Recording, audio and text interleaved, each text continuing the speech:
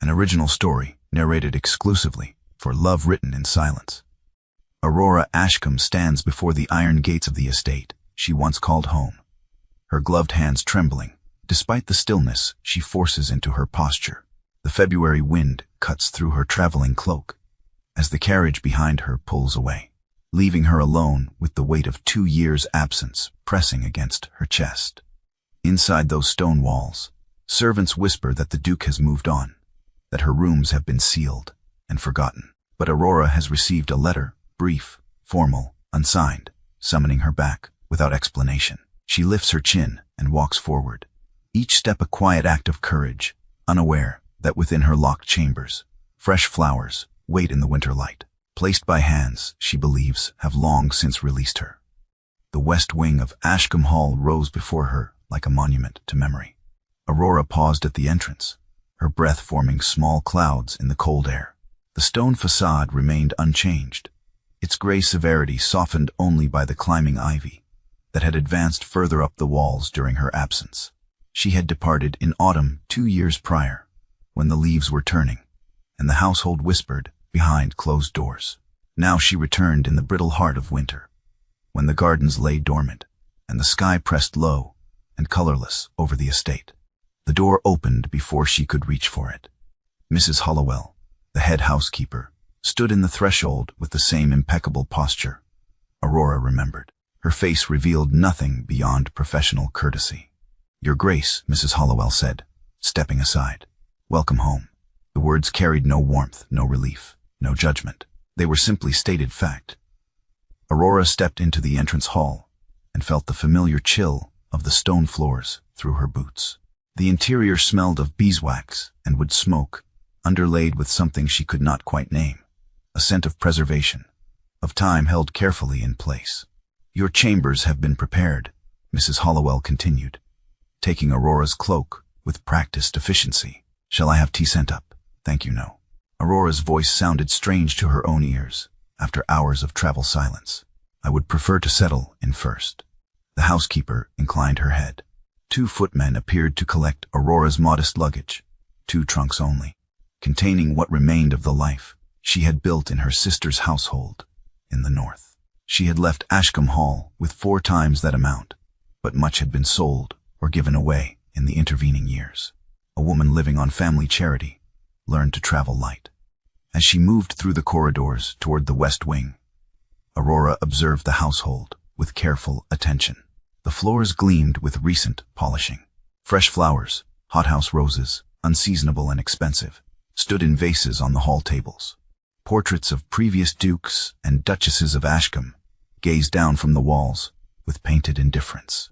Everything spoke of wealth maintained, of a great house functioning smoothly under capable management. Yet something felt suspended.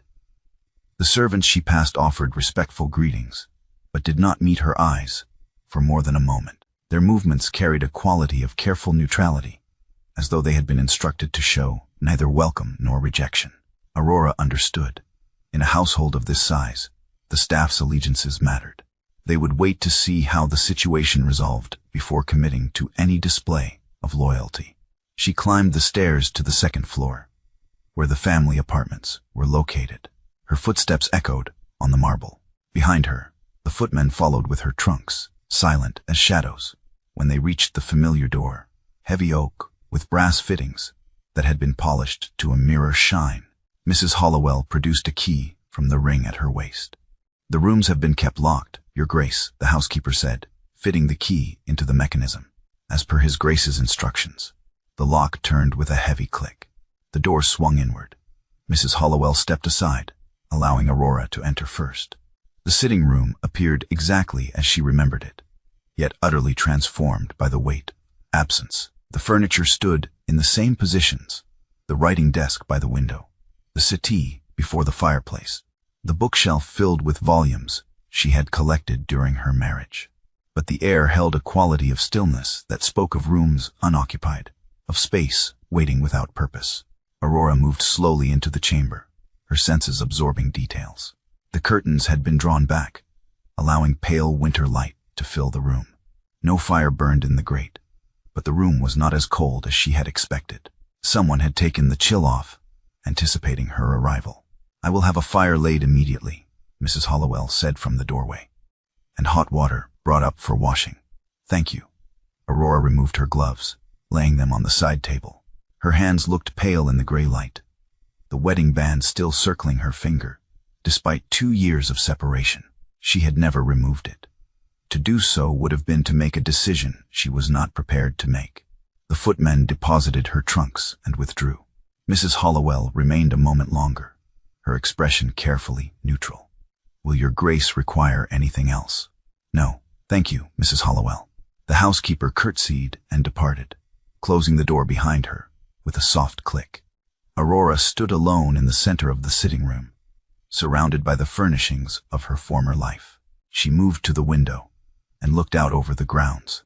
The formal gardens stretched below, their geometric patterns visible, even under winter's gray blanket. Beyond them, she could see the glass house, the greenhouse she had designed and planted during the first year of her marriage, when she had still believed that love and effort could build something lasting. A movement in the gardens caught her eye. A figure in dark clothing moved along one of the paths, too distant to identify clearly. The figure paused, seemed to look up toward her window, then continued on and disappeared behind a hedge. Aurora turned away from the window. She should unpack. She should change from her traveling clothes. She should do any of the practical things that would mark this return as real, as a genuine homecoming, rather than a temporary pause in her exile. Instead, she found herself drawn to the door that led to her bedchamber.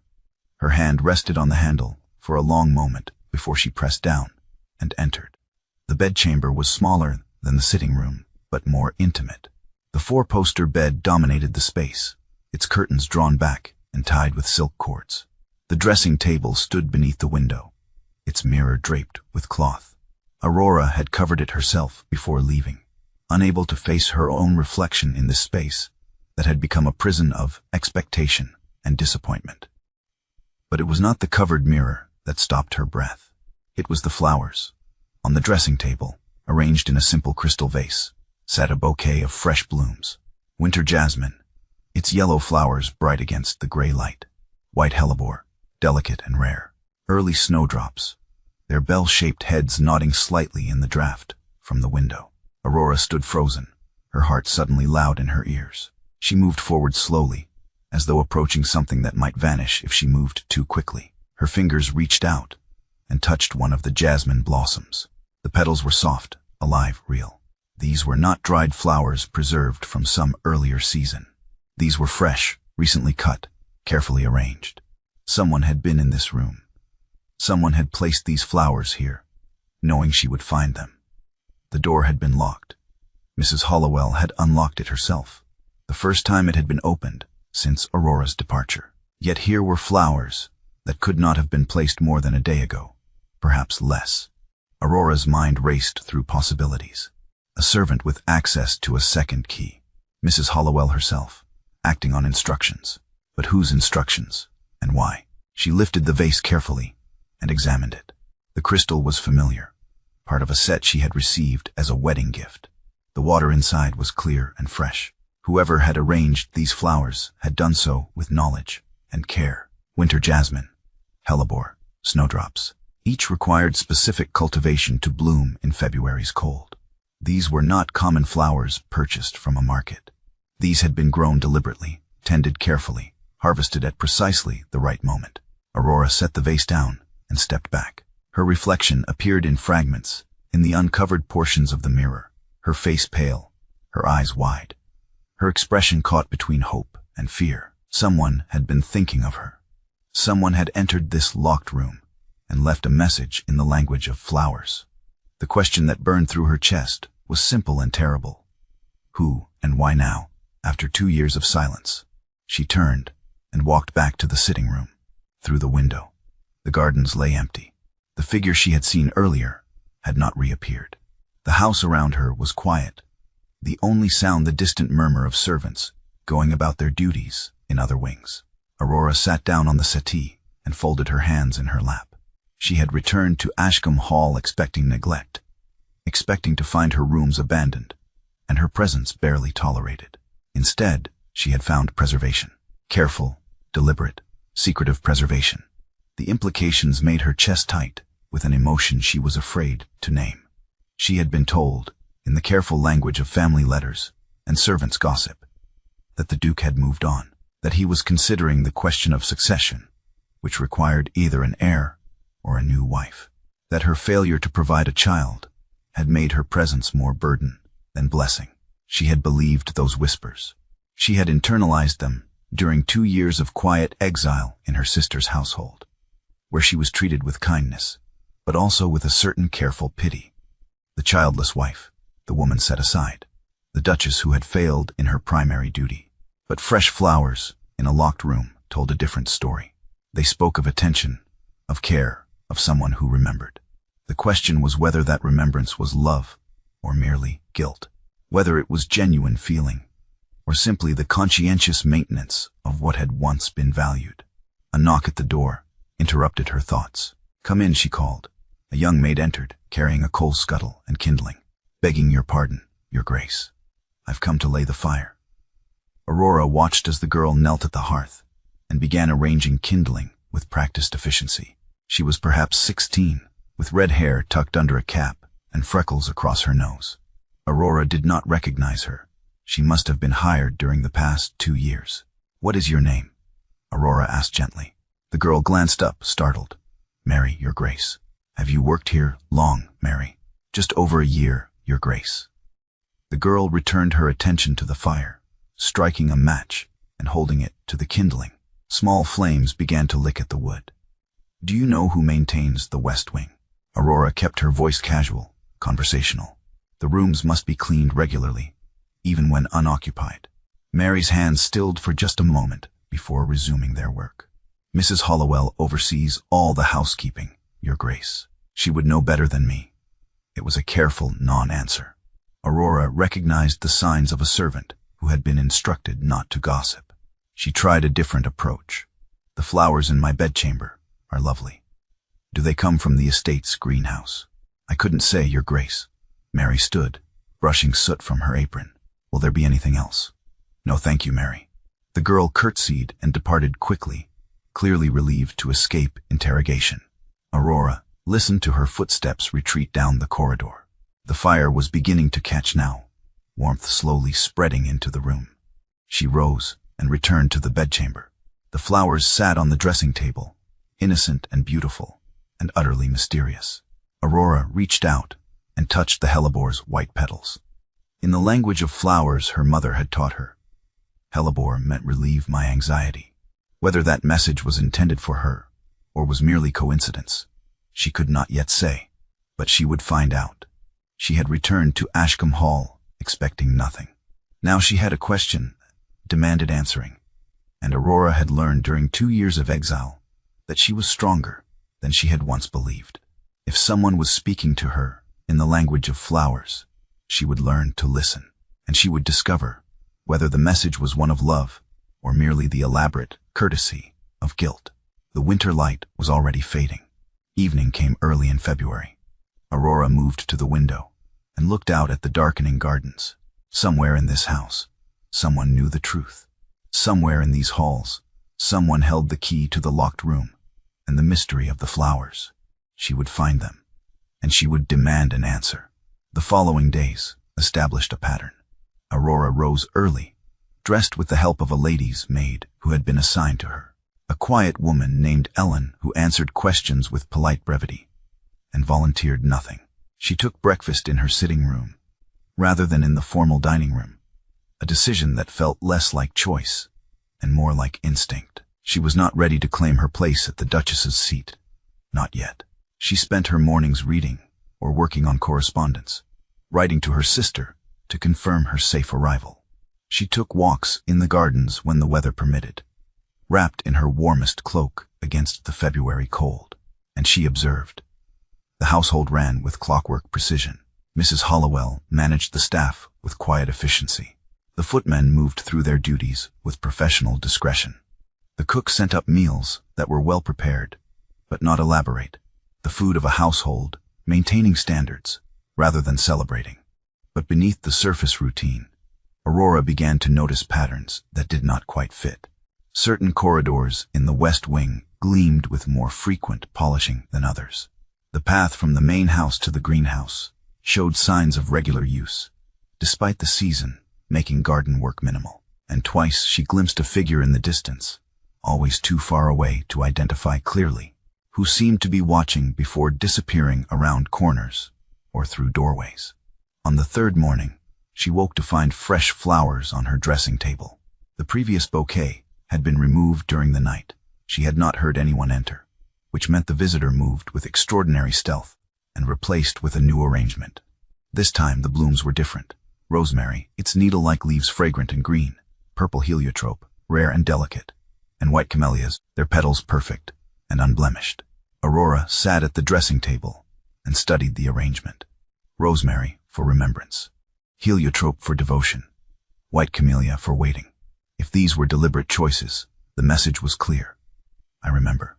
I am devoted. I am waiting. But waiting for what? And who was sending these messages? She dressed quickly and left her chambers. Rather than taking her usual route through the main corridors, she turned toward the service wing. The narrow hallways here were plainer, the walls unadorned by portraits or tapestries.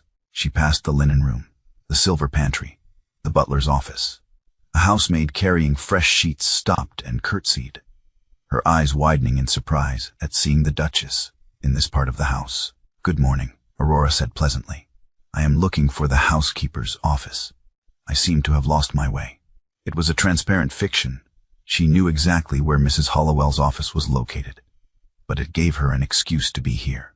The maid pointed down the corridor, and Aurora thanked her and continued on. As she walked, she listened. The service wing carried sounds that the formal areas of the house suppressed. The clatter of dishes being washed in the scullery, voices calling instructions in the kitchen, footsteps hurrying on errands. It was the sound of a house truly alive, stripped of the careful quiet that governed the family quarters. She turned a corner and nearly collided with a man in gardener's clothing. He stepped back quickly, his cap in his hands, his face weathered by outdoor work. "Your Grace," he said, bowing his head. "Forgive me. I did not expect. The fault is mine," Aurora said. "I was not watching where I walked." She studied him for a moment. He was perhaps 50, with gray threading through his brown hair and dirt under his fingernails. "You work in the gardens?" "Yes, Your Grace. I am Thomas Birch, the head gardener." Recognition stirred. "Mr. Birch. Yes, I remember. You helped me establish the greenhouse plantings when I first arrived." Something flickered in his expression, surprise, perhaps, that she remembered him. "I am honored that Your Grace recalls." "The greenhouse," Aurora said, keeping her tone casual. "Is it still maintained? I have thought of visiting, but I was not certain of its current state." Mr. Birch's weathered face became carefully neutral. "The greenhouse remains in good condition, Your Grace. All the plantings continue as they were established, even in winter. The heating system functions well. Many of the specimens require year-round care." Aurora felt her pulse quicken. "I see. And who oversees this care? Surely it requires considerable expertise." "I manage the work myself, Your Grace, with assistance from 2 under-gardeners." His hands tightened on his cap. "If Your Grace wishes to visit, I would be pleased to show you the current state of the collection." "Perhaps tomorrow," Aurora said. "In the afternoon, when the light is best." "As Your Grace wishes." He bowed again and moved past her, his boots leaving faint traces of mud on the polished floor. Aurora continued to Mrs. Hollowell's office and knocked. The housekeeper's voice called for her to enter. She found the older woman seated at a desk, covered with household accounts and staff schedules. "Your Grace." Mrs. Hollowell rose immediately. "How may I assist you?" "I wish to understand the household routine," Aurora said, settling into the chair across from the desk, "particularly regarding the West Wing. I have noticed that certain areas seem to receive more attention than others." Mrs. Hollowell's expression remained professionally blank. "The entire house is maintained to the same standard, Your Grace, and yet my chambers were locked for 2 years. Who held the key during that time?" "I did, Your Grace. As head housekeeper, I am responsible for all keys." "Did anyone else have access?" A pause, barely perceptible. "His Grace has a master key, of course, but I am not aware of him entering those rooms during your absence. Aurora heard the careful phrasing. Not aware, not the same as certain. And the flowers that appear in my bedchamber. Where do they come from? I arranged for fresh flowers to be placed in your rooms upon your return, Your Grace. I thought you would find them welcoming. They are replaced every few days. Who brings them? One of the housemaids, I believe. I can inquire if Your Grace wishes to know specifically. It was like trying to grasp water. Every answer was reasonable, every explanation plausible, yet nothing quite satisfied. Aurora changed tactics. Mrs. Hollowell, I would like an honest answer. During my absence, was this household led to believe I would not return? The housekeeper's composure finally showed a crack. Her hands folded together on the desk, and she met Aurora's eyes directly. Your Grace, I cannot speak to what others believed. I can only say that His Grace never instructed us to dispose of your belongings or to alter your chambers in any way.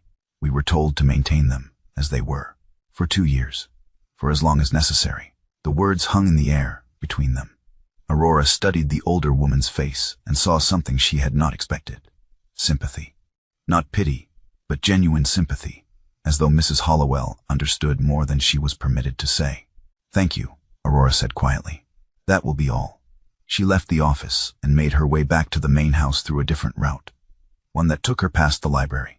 The door stood ajar, and she could see bookshelves lining the walls, their leather spines gleaming in the light from the tall windows. She had spent many hours in that room during her marriage, reading while Elias worked at his desk, or discussed estate business with his steward, Elias. She had not seen him since her return. He had been away when she arrived, business in London, Mrs. Hollowell had explained, and was not expected back for several days. Part of Aurora was relieved. She was not ready to face him. Not yet. Not until she understood what these flowers meant, what this careful preservation signified. But another part of her felt the absence like a wound. If he cared enough to maintain her rooms, to ensure the greenhouse continued, why had he not written? Why had he allowed 2 years to pass in silence? She returned to her chambers and found Ellen laying out clothes for the afternoon. The maid curtsied and withdrew. Aurora moved to the window and looked out at the gardens. The sky had cleared, and weak winter sunlight illuminated the formal beds and gravel paths. Tomorrow she would visit the greenhouse. Tomorrow she would see what remained of the garden she had built, the living thing she had created during those first hopeful months of marriage. If the answer to her questions lay anywhere, it would be there, among the plants she had chosen and nurtured. She touched the glass of the window, feeling its cold surface against her palm. Somewhere in this house, someone was speaking to her in a language of petals and stems. Tomorrow, she would begin to translate that language into truth. The afternoon passed slowly. She attempted to read, but found her concentration scattered. She wrote another letter to her sister, filling it with careful observations and no real feeling. She took tea in her sitting room and watched the light fade from the sky. That evening, she dined alone in her chambers. Ellen brought the tray and laid it out on the small table by the fireplace. The meal was simple but well prepared. Roasted chicken, winter vegetables, fresh bread. Aurora ate mechanically, tasting nothing. After dinner, she sat by the fire and allowed herself to remember. The early days of her marriage had been marked by cautious hope. Elias had been courteous, considerate, even tender. They had not married for love.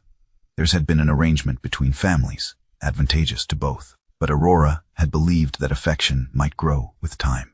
And it had, or so she had thought. She had felt something deepening between them, a connection that went beyond duty. The greenhouse had been his gift to her, a space where she could pursue her passion for botany. He had consulted with her on its design, had ordered rare specimens from abroad at her request, had visited her there in the evenings to see her latest plantings. Then the whispers had begun. A year of marriage, then 2, and no sign of a child. The servants' gossip had been carefully hidden from her at first, but eventually it had reached her ears. Questions about her health, about whether the Duke would need to consider other options. Lady Pemberton, a neighbor with social ambitions, had begun making pointed remarks about the importance of securing the succession.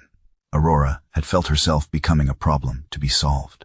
She had seen the way Elias's expression tightened when the subject arose in conversation, the way he deflected questions with practiced diplomacy. She had not known whether he blamed her or simply felt burdened by the situation. In the end, she had chosen to leave. Not dramatically, not in anger, but quietly.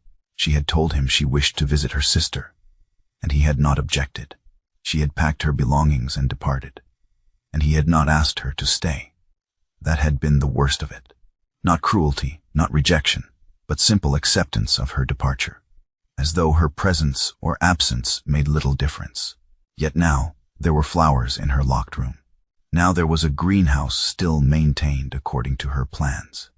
Now there were servants who moved with the careful neutrality of people, protecting a secret. Aurora rose and moved to the bedchamber.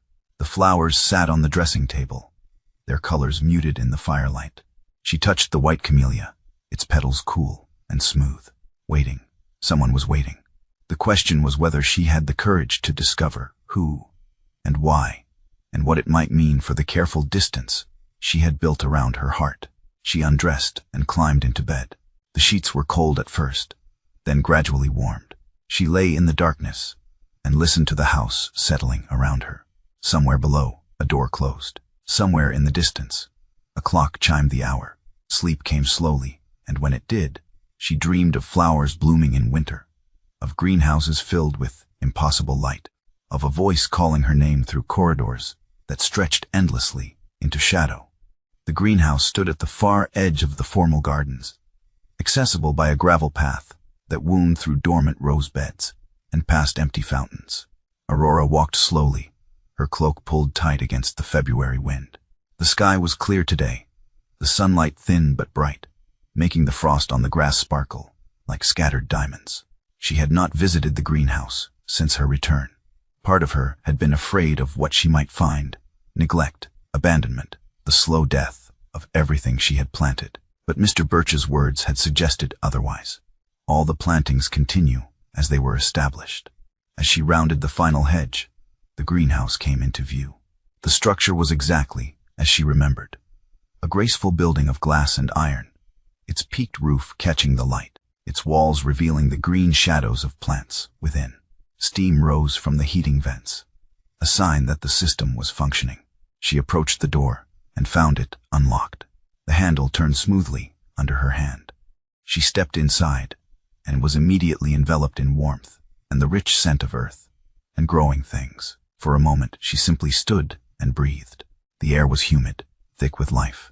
All around her, plants flourished in carefully arranged beds and hanging baskets. She recognized every variety. The climbing roses she had grafted herself, their canes trained along the iron supports. The jasmine that now covered one entire wall, its yellow flowers bright against dark leaves. The collection of ferns she had acquired from a botanical society in Edinburgh. The white violets, delicate and thriving, that her mother had sent as seeds from France. Nothing had been neglected.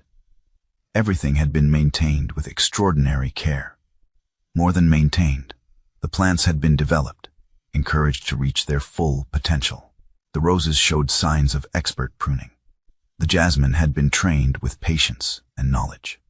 Even the tender specimens that required precise conditions appeared healthy and vigorous. Aurora moved slowly through the greenhouse, her fingers trailing over leaves and petals. She felt tears prick her eyes and blinked them back. This was more than simple maintenance. This was devotion.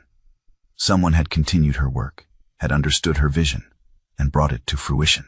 She found the potting shed at the rear of the greenhouse. The door stood slightly ajar.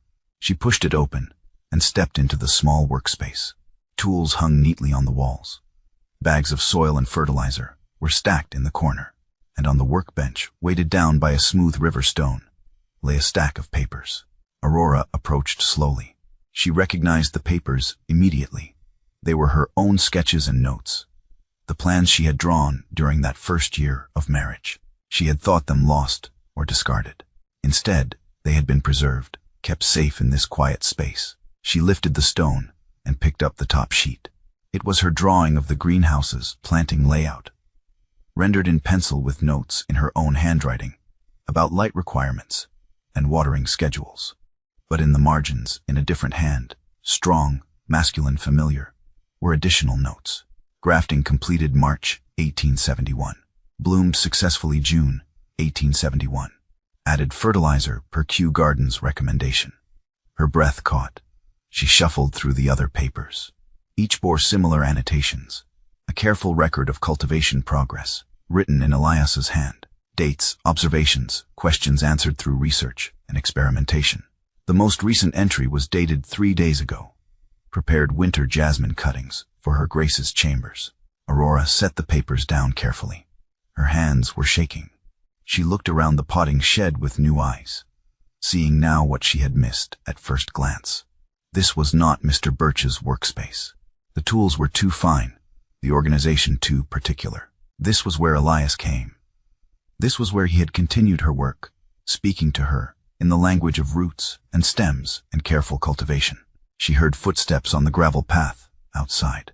She turned as a figure appeared in the greenhouse doorway, silhouetted against the bright winter light. "I thought I might find you here," Elias said quietly. He stepped inside, and she saw him clearly for the first time in 2 years. He looked older. Lines had deepened around his eyes and mouth. His dark hair showed more gray at the temples. He wore simple clothing, a work shirt and waistcoat, no jacket. His sleeves rolled to his elbows, as though he had been interrupted in the middle of a task. They stood looking at each other across the distance of the greenhouse. Aurora felt her heart beating hard against her ribs. She had imagined this moment countless times during her exile, but none of her imaginings had prepared her for the reality of his physical presence. "You have been maintaining the greenhouse," she said. Her voice came out steadier than she felt. "Yes, and placing flowers in my room." "Yes. Why?" He moved closer, stopping at a respectful distance. "Because they were yours. Because you created this place. Because I could not bear to let it die. You could have written to me. You could have asked me to return. I thought," he stopped, his jaw tightening. "I thought you had left because you needed to. Because staying had become unbearable. I thought the kindest thing I could do was let you go." "The kindest thing," Aurora repeated. The words tasted bitter. "You thought silence was kindness. I thought public silence was protection. I thought if I did not fight the rumors, did not force you to defend yourself, you would be spared the worst of the scrutiny. Instead, you allowed everyone to believe you had set me aside, that I had been found wanting and dismissed." Elias's expression tightened with pain. "I never dismissed you. I never considered replacing you. But I did not know how to fight the whispers without making them worse. Every time I defended you, it seemed only to fuel more speculation." Aurora felt anger rise in her chest, clean and clarifying. "So you said nothing. You let me leave. You maintained my greenhouse in secret and sent me flowers through locked doors. But you never once asked me what I wanted. What did you want?" His voice was rough. "Tell me, what should I have done? You should have asked me." The words came out fierce and certain. "You should have spoken to me instead of making decisions for me.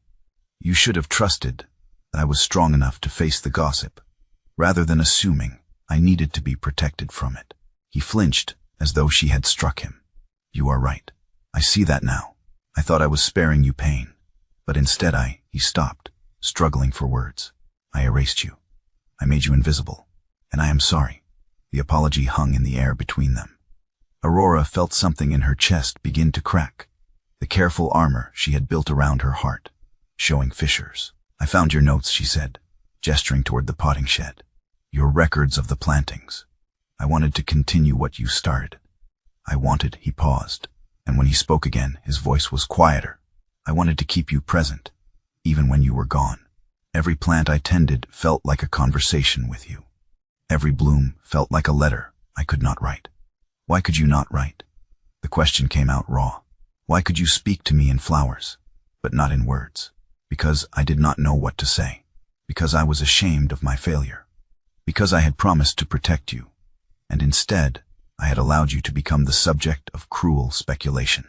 He took a step closer. "And because I was afraid that, if I wrote, you would tell me definitively that you did not wish to return. As long as I did not ask, I could preserve the hope that you might." Aurora closed her eyes. She understood that logic. She had employed similar reasoning herself, avoiding questions whose answers might destroy the fragile possibilities she harbored. "I received a letter," she said, 3 weeks ago. Unsigned, but written in your hand. It asked me to return. It gave no reason, no explanation, just a request. I wrote it a dozen times before I found the courage to send it. Every version seemed inadequate. In the end, I simply asked, because I could not bear your absence any longer." She opened her eyes and looked at him. "And now I am here." "Now what?" "Now I hope," he stopped, his expression vulnerable, in a way she had never seen before. "I hope you will allow me to earn your trust again. Not through silence, not through secret gestures, but through honest conversation. Through choices made together, rather than decisions imposed." "The flowers," Aurora said. "What did they mean?" "They meant I remembered you. That I was devoted to you. That I was waiting for you." He met her eyes directly. "They meant I love you, though I have been a coward in showing it." The words settled into the space between them. Aurora felt tears on her cheeks and did not wipe them away. "I loved you," she said quietly. "When I left, I loved you. But I could not remain in a place where I felt like a burden, like a problem that needed solving. You were never a burden. The failure was mine, my failure to speak clearly, to defend you openly, to stand with you, rather than trying to shield you. Then, why did you not come for me? In 2 years, why did you not visit? Not write, not ask me to return until 3 weeks ago?" He looked away, his jaw working. When he spoke, his voice was tight with emotion. "Because I convinced myself you were better off without me. Because I believed I had already failed you so completely that I had forfeited the right to ask anything of you. And because I am a proud man who found it easier to tend a greenhouse in silence than to risk rejection." Aurora felt the truth of it. She recognized the pride, the fear, the painful logic that kept people apart, even when they longed to be together. She had engaged in similar reasoning herself, telling herself that Elias's silence meant indifference, rather than considering other possibilities. "I am not better off without you," she said quietly, "but I am also not the woman I was when I left. I will not return to being invisible. I will not be protected into silence.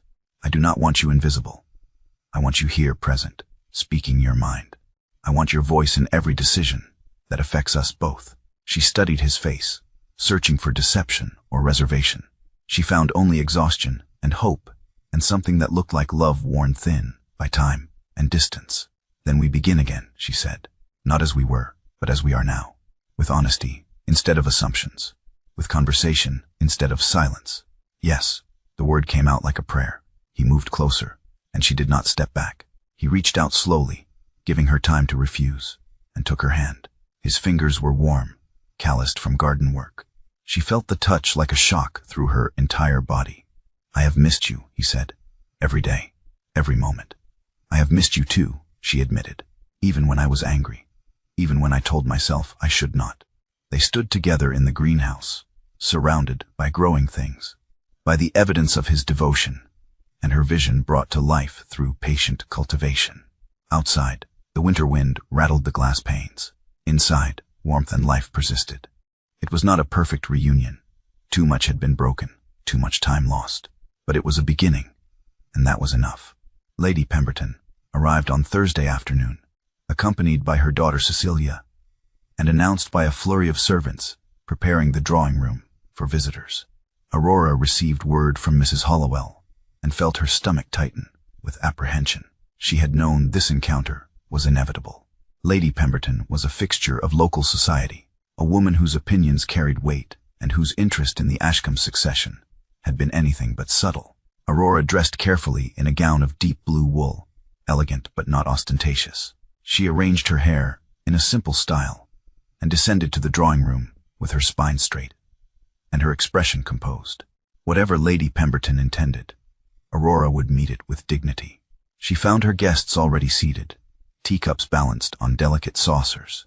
Lady Pemberton was a handsome woman in her 50s, dressed in the height of fashion with jewels at her throat and wrists. Cecilia, her daughter, was perhaps 22, pretty in a conventional way, with fair hair and a nervous smile. "Your Grace," Lady Pemberton said, rising to curtsy, "how delightful to see you returned to Ashcombe Hall. We had heard rumors, of course, but one never knows what to believe." Lady Pemberton, Miss Cecilia. Aurora took her seat and accepted a cup of tea from the maid. Thank you for calling. I hope you are both well. Very well indeed. We have just returned from London ourselves. The season was quite brilliant this year. Lady Pemberton's eyes traveled over Aurora with barely concealed assessment. You look well, considering. The North must have agreed with you. My sister's household was very comfortable, Aurora said evenly. I am sure it was. Family is such a comfort in difficult times. Lady Pemberton sipped her tea. Of course, one does wonder about the circumstances of your return. After such a long absence, it must feel rather strange to resume your position here. Aurora felt the barb beneath the polite words. Resume implied that the position had been vacated, that her return was a reinstatement, rather than a continuation. The circumstances are quite straightforward. I visited my sister.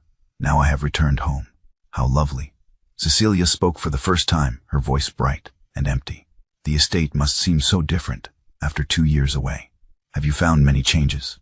Very few, actually. The household runs with admirable efficiency, due in large part to Mrs. Hollowell, I am sure. Lady Pemberton set down her cup. A capable housekeeper is worth her weight in gold, particularly when the mistress of the house is, she paused delicately, occupied elsewhere. The implication was clear. During Aurora's absence, Mrs. Hollowell had effectively managed the household, which suggested that Aurora's presence had not been necessary. Aurora kept her expression neutral. Mrs. Hollowell is indeed excellent at her work. I am fortunate to have her, and His Grace. Lady Pemberton's tone became more pointed. I understand he was in London when you arrived. How fortuitous that you did not have to endure an awkward reunion with witnesses. Aurora felt anger kindle in her chest, but kept her voice level. My husband and I are quite comfortable with one another, Lady Pemberton. There was nothing awkward about our reunion. Of course not. I merely meant that after such a long separation, there must be much to discuss. Matters of some delicacy, perhaps. Lady Pemberton leaned forward slightly. The question of the succession, for instance. It weighs heavily on any ducal house. I am sure His Grace has concerns. There it was. The true purpose of this visit. Lady Pemberton was probing, trying to determine whether Aurora's return signified a genuine reconciliation or merely a temporary arrangement. And beneath that, the unspoken suggestion. If Aurora could not provide an heir, perhaps someone else should be given the opportunity. Someone like Cecilia, perhaps. Aurora set down her teacup with careful precision. The succession is a matter between my husband and myself, Lady Pemberton. I am sure you understand that such topics are not appropriate for drawing-room conversation. Certainly not. Lady Pemberton's smile did not reach her eyes. I merely expressed the natural concern of a neighbor. We all wish to see the Ashcombe line continue. It would be such a tragedy if, she paused again, letting the silence complete the sentence. If you fail, if you are inadequate, if you must be replaced. Aurora felt the weight of 2 years' worth of similar insinuations pressing down on her. This was why she had left. Not because of Elias's silence, but because of this, the constant, polite, relentless pressure. The suggestions that her worth was measured solely by her ability to produce a child. The implication that her failure made her disposable. Lady Pemberton, Aurora said quietly, I appreciate your concern for the estate. However, I must point out that my personal life is not a matter for public speculation or advice. Of course not, Your Grace. I would never presume.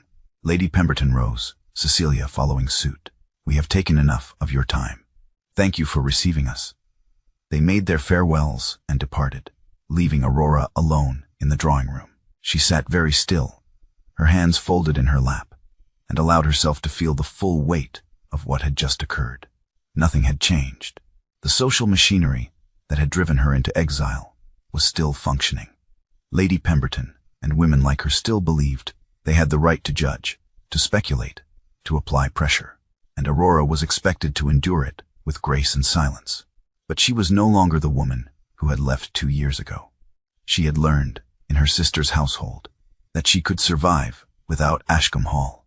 She had discovered that her worth was not determined by her ability to fulfill others' expectations.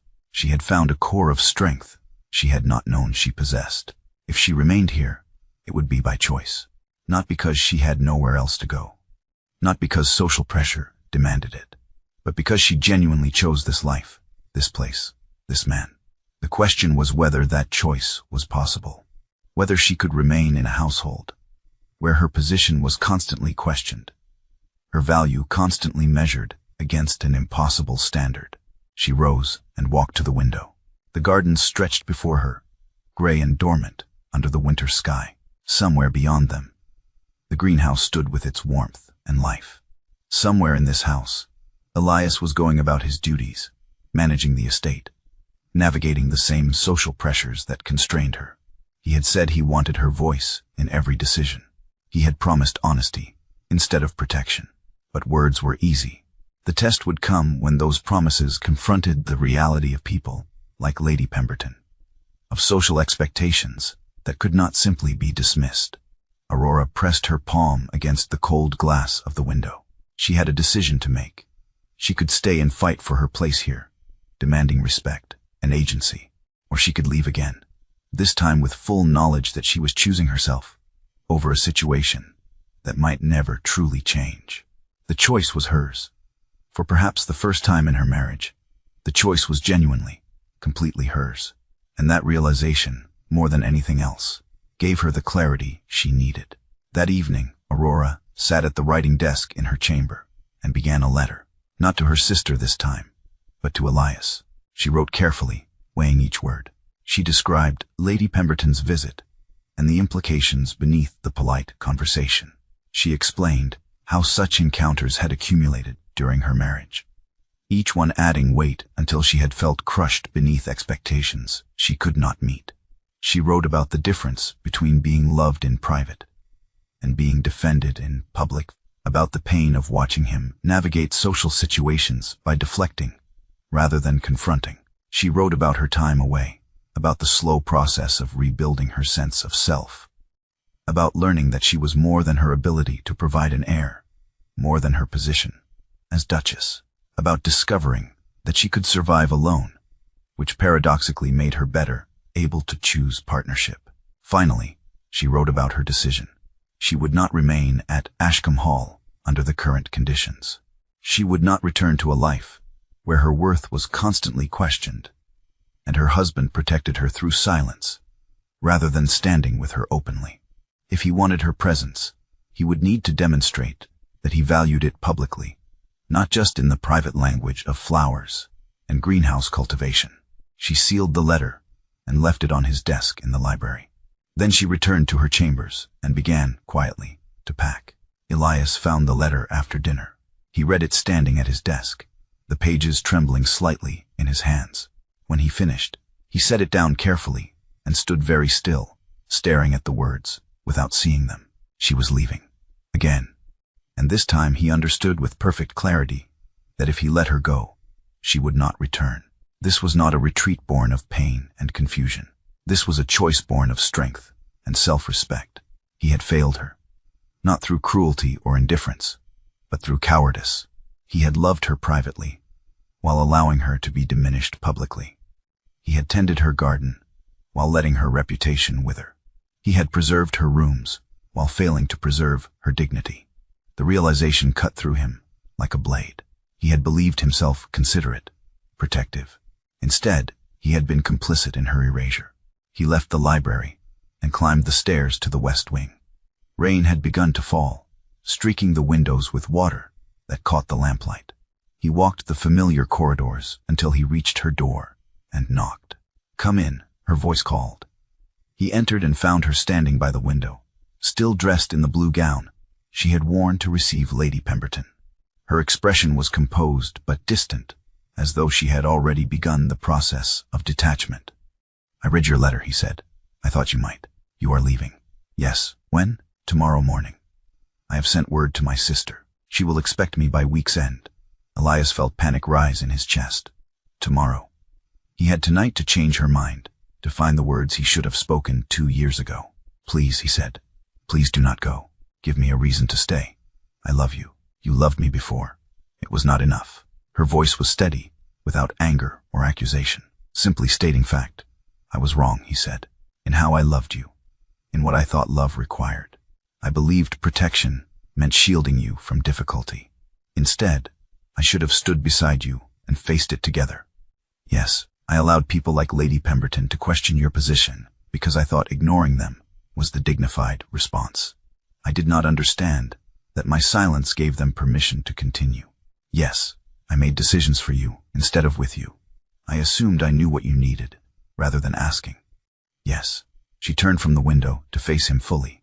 You understand now, but understanding is not the same as changing. How do I know that if I stay, you will not fall back into the same patterns? That the next time social pressure mounts, you will not retreat into protective silence again? It was a fair question. Elias searched for an answer that would satisfy them both. I cannot promise perfection, but I can promise to try, and I can promise that if I fail, you will call me on it, and I will listen. That is not enough, Aurora said quietly.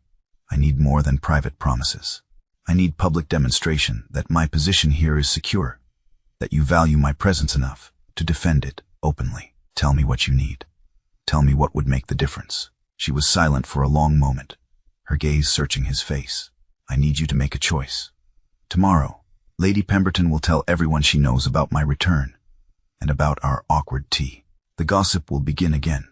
Speculation about why I came back, whether our marriage will survive, whether you are considering other options for securing the succession. You can let that gossip flourish, as you did before, or you can stop it. How? By making a